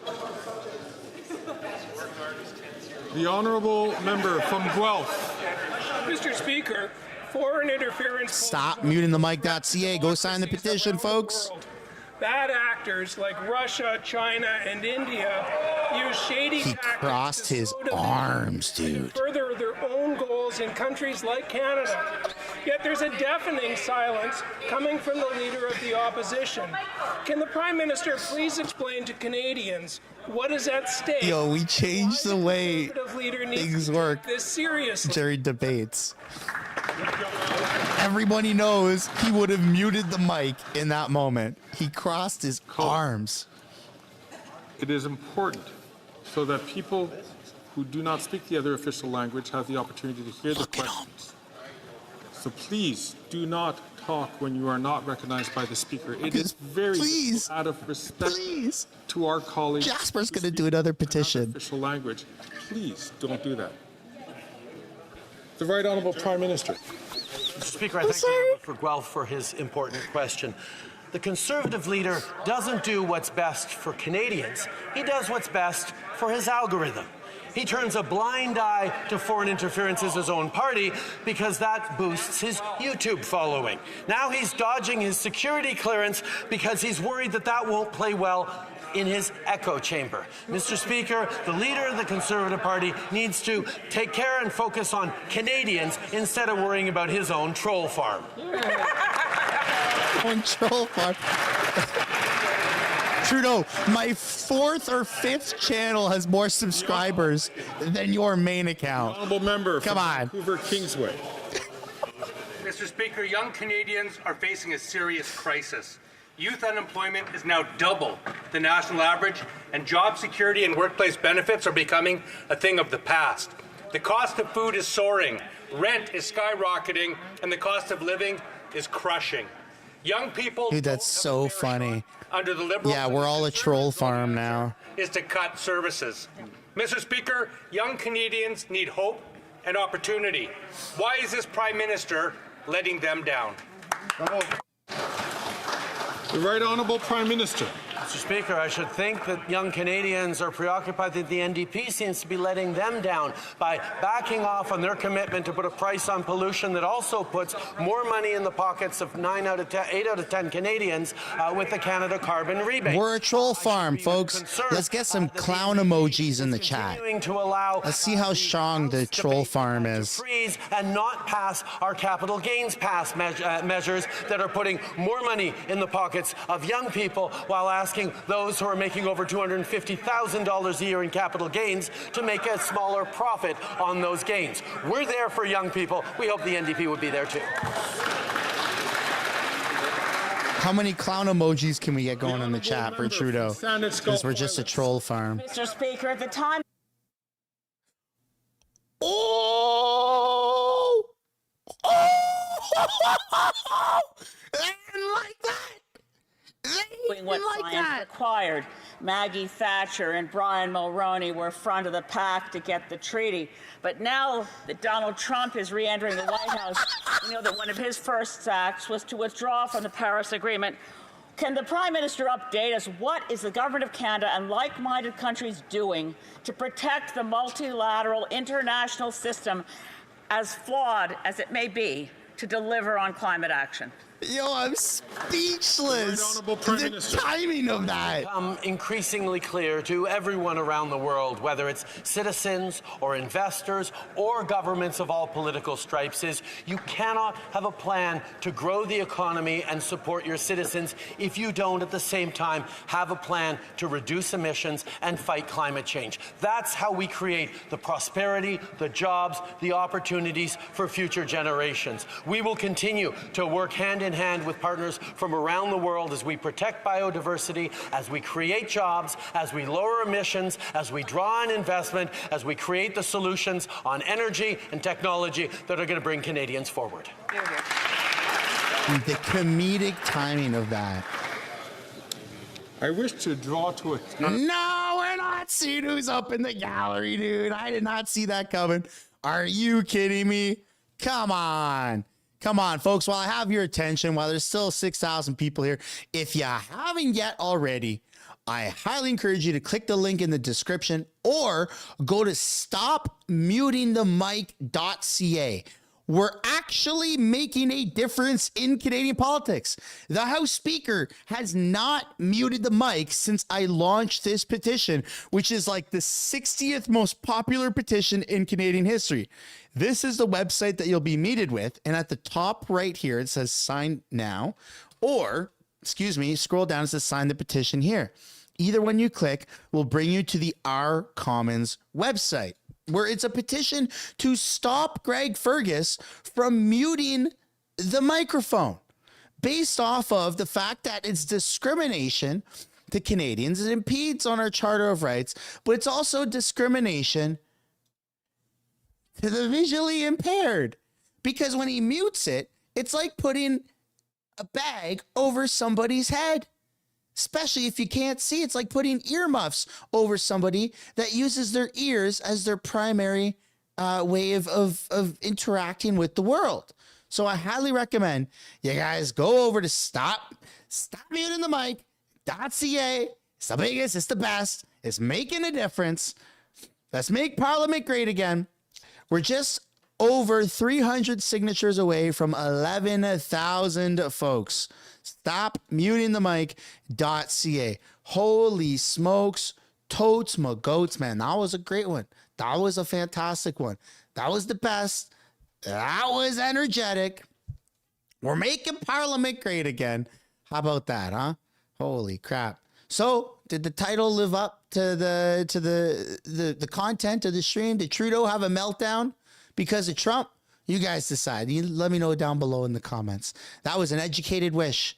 Now, I made that title last night before I went to bed. That was an educated, or I guess early this morning, like midnight, 1 a.m. That was an educated wish. I guess we nailed it right on the head, right? All right, let's read off some of these super chats here and wrap things up. Adam Knight says currently sitting at 34,000 feet watching House of Canada. Holy crap. They make condos that tall? That's crazy. That's way up there. I'm just kidding. Safe flight, dude. That's awesome. Nexera, welcome to the membership program. Responsible government. Dudes smoking crack. No doubt. Nexera again with the 10 saying, Jagmeet is literally a walking R word. I'd say Jagmeet is a walking D word. He's a walking Democrat. It's a walking Democrat. Randy Forehand saying, good morning from Cali, my friend. Now it's your turn, Canada. Team North America, baby. I haven't been this happy in years. Dude, we are so happy for you. This is incredible. And I'm so happy. I'm so happy that the election went the way it did, and that we're on the right side of history, and that we're making North America great again. We're making just life great again, dude. This is awesome. This is awesome, man. Nexera with the 10 saying, liberal meltdown. No doubt. Let me know. Was there a meltdown? Did Trudeau have a meltdown? Did I finally hit the nail on the head? Hit the head on the nail? Noah Rorick Petty saying, I wish you Canadians good luck. Thank you, man. Thank you. We appreciate that. Sham76 says, how about we just cut income taxes in half, nix the carbon tax, and remove the GST on new homes? Canadians will certainly afford the basics then. Dude, there's so many little tiny things that they could do to make life just a little bit more affordable. Removing the carbon tax on fuel is going to drop gas by 20 to 30 cents. 20 to 30 cents. I don't know what it's at right now. What is it? Dollar? Depends where you are. I think it's $1.69, $1.65, $1.72. It dropped down to $1.50, $1.30, $1.40. That's huge. That's where I am. So imagine wherever you are. Whatever the price of gas is right now, if they got rid of the carbon tax on price of fuel, it'd come down about 20 to 30 cents a liter. It's a lot of savings over time. Nexera with the 20 saying, Alberta hates you, Trudeau. Dude, Alberta is suing Alberta is suing Justin Trudeau and the federal government. Cryptic session for $13.99 saying, God bless the garbage and the troll farm. Maple MAGA. That's right. That's right. In America, they said that Republicans are garbage. And then Trump, sorry, wrong T. Trump went right away and got a garbage truck. Trump got right away when got a garbage truck.